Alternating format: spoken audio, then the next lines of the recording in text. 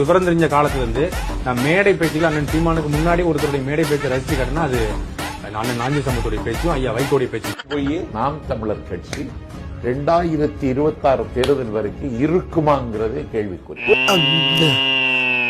ஒரு தரவுகளோட பேச வேண்டாம். ஒரு தலைவன் நீ தற்குறி, நீ தவக்கலை, தமிழ்நாட்டு அரசியலுக்கே தகுதியற்ற முட்டாள், நீ தலைவன் ஆவதற்கான எந்த தகுதியாவது உனக்கு இவன் என்ன செய்வானா? மயிரை பிடுங்குவானாமா?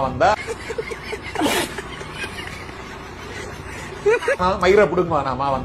நீ என்னடா செய்வ?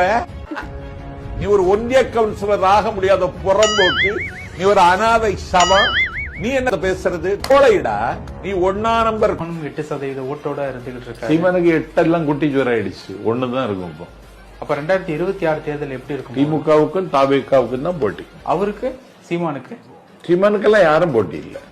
இல்ல அவருக்கு எந்த மாதிரியான தேர்தலா இருக்குன்னு கேட்காரு. சீமானுக்கு இது ஒரு பிழைப்பு தானே அவருக்கு. தேர்தலுங்கிறது அவருக்கு ஒரு அறுவடை காலம். பிஜேபி கொஞ்சம் ரூபா கொடுப்போம், வாங்கிட்டு செட்டில் ஆயிடுவாரு. இல்ல அவர் இப்பவே கேண்டிடேட்லாம் அறிவிச்சுட்டு இருக்காரு. அறிவிப்பாரு. 400 தொகுதி இருந்தா 400 தொகுதிக்கு அறிவிப்பாரு. ஆமா. இல்ல இப்ப சமீப நாட்களா திமுக மறைமுகமா விஜய் அவர்களை விமர்சனம் பண்ணதுன்னா சீமான் அவர்கள் நேரடியாவே விமர்சனம் பண்றாரு. ஆமா. ஏன்னா சீமான் விஜய் வந்தோடனே சீமான் கட்சி கல்லறைக்கு போயிடுச்சு. முடிஞ்சு போச்சு கட்சி. தேர்தலுக்கு முன்னாடியே முடிஞ்சு போச்சு. அம்புட்ட ஆசை. டேய் வர வர உங்க வேடெல்லாம் ரொம்ப பேடா இருக்குடா.